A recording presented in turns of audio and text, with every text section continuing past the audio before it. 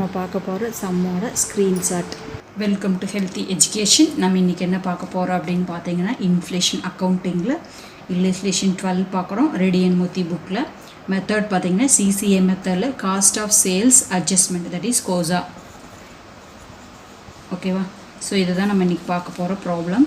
So sums பார்க்கலாம். You are required to calculate cost of sales adjustment from the following data. Cost of sales adjustment கேட்டிருக்காங்க. Cost of sales எப்படி கண்டுபிடிக்கிறது நம்மளுக்கு தெரியும்.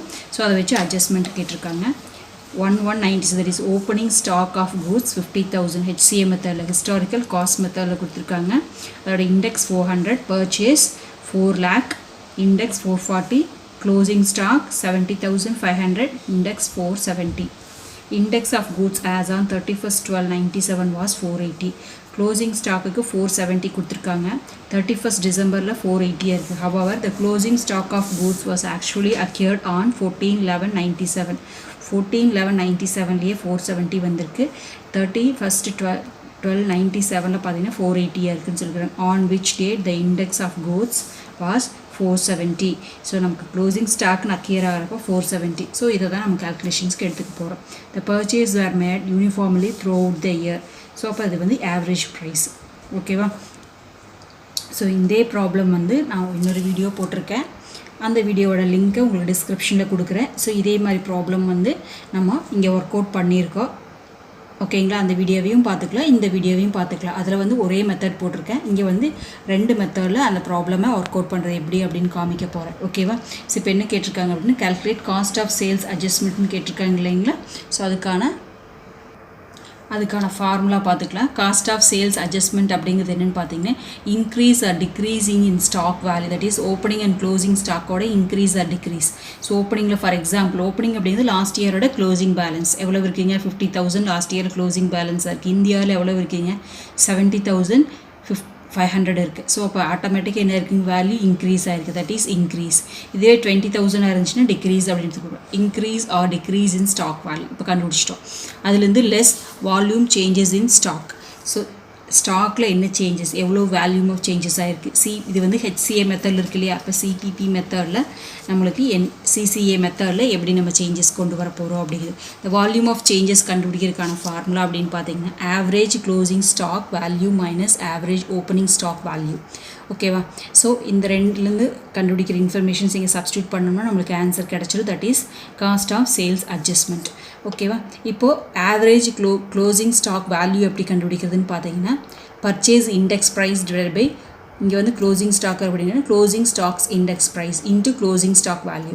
So அதே மாதிரி ஓப்பனிங்க்கு வந்து average opening stock value equal to purchase index divide by opening stock index into opening stock value. இதை சப்ஸ்டியூட் பண்ணால் போதும், நம்மளுக்கு ஆன்சர் வந்துடும்.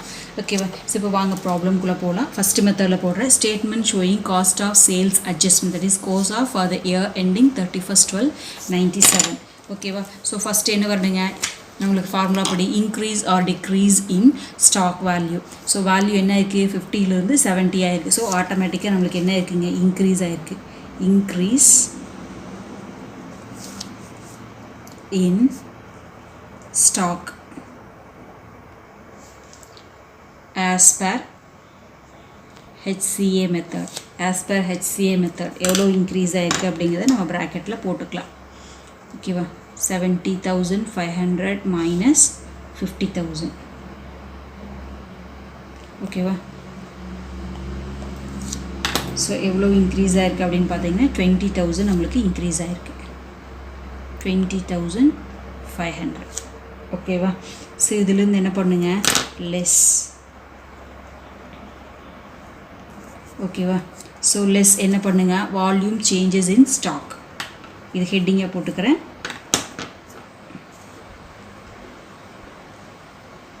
Volume changes in stock. ஓகேவா? ஸோ இப்போ இது கண்டுபிடிக்கிறதுக்கு நம்மளுக்கு என்ன இருக்குங்க, formula average closing stock value minus average opening stock value. So இதை நம்ம இன்னர் காலமில் போட்டுக்கலாம். ஓகேவா? So average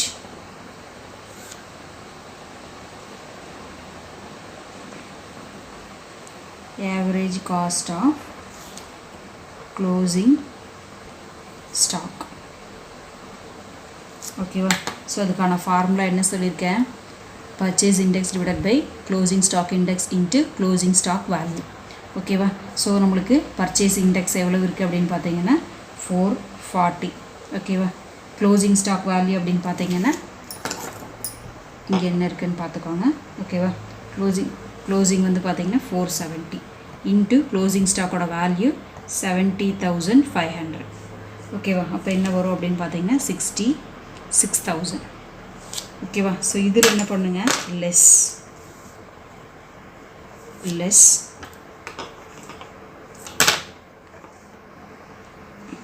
average cost of opening stock. ஓகேவா. ஸோ ஃபார்முலா நம்மளுக்கு என்ன வருது, purchase index divided by opening stock index into opening stock value. ஓகேவா. ஸோ இது அப்படியே நம்ம எடுத்து எழுதுனா போகுது. பர்ச்சேஸ் எவ்வளோ இருக்குது அப்படின்னு பார்த்தீங்கன்னா பர்ச்சேஸ் இண்டெக்ஸ் வேல்யூ நம்மளுக்கு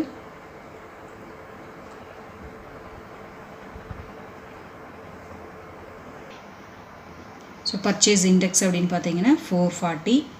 ஸோ டிவைடட் பை ஓப்பனிங் வந்து 400 இன்ட்டு ஓப்பனிங் வேல்யூ அப்படின்னு பார்த்தீங்கன்னா 50,000.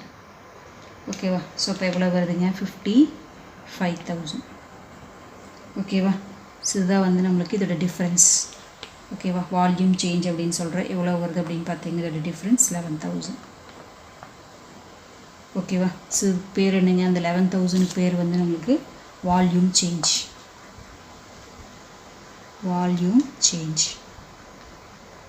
ஓகேவா. இப்போ ரெண்டுக்கும் இன்ஃபர்மேஷன்ஸ் கிடச்சிது. இதுலேருந்து நம்மளுக்கு லெஸ் பண்ணி வர அமௌண்ட் என்னங்க, காஸ்ட் ஆஃப் சேல்ஸ் அட்ஜஸ்ட்மெண்ட். இதுதான் நம்மளுக்கு என்னங்க, COSA, that is cost of sales adjustment. ஓகேவா. ஸோ நமக்கு வேணுங்கிற இன்ஃபர்மேஷன்ஸை நம்ம இப்போ என்ன பண்ணியாச்சுங்க, கண்டுபிடிச்சாச்சு. ஸோ இதையவே இன்னொரு மெத்தடில் நம்ம ஈஸியாக போடலாம். உங்களுக்கு இந்த மெத்தட் பிடிச்சா இந்த மாதிரி போட்டுக்கலாம். இல்லை இது கொஞ்சம் டிஃபிகல்ட்டாக ஃபீல் பண்ணிங்கன்னா இன்னொரு மெத்தட் இருக்குது, அந்த மெத்தடில் போட்டு காமிக்கிறேன். ஸோ இது வந்து ஆல்ரெடி நம்ம வந்து HCA கண்டுபிடிச்சிருக்கோம் இல்லைங்களா, அதே மாதிரி தான். ஓகேவா.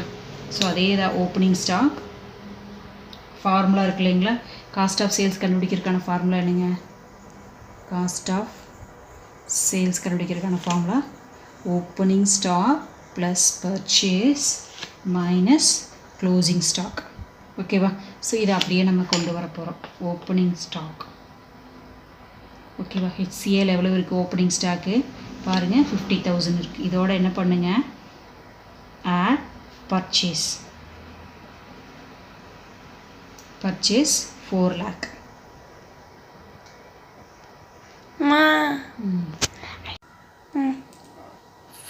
4 lakh வந்துருச்சா. இப்போ இதுலேருந்து லெஸ் பண்ணுறோம். என்ன வருங்க, 4,50,000. ஓகேவா. இது வந்து கூட்ஸ் அவைலபிள் ஃபார் சேல், அதெல்லாம் வேண்டாம், விட்டுடலாம். ஸோ அதுக்கப்புறம் நம்மளுக்கு என்ன இருக்குங்க, லெஸ் க்ளோசிங் ஸ்டாக்கோட வேல்யூ என்னங்க, 70,500. ஸோ லெஸ் பண்ணால் நம்மளுக்கு என்ன வருது, 3,79,500. ஓகேவா. ஸோ இதுதான் நம்மளுக்கு.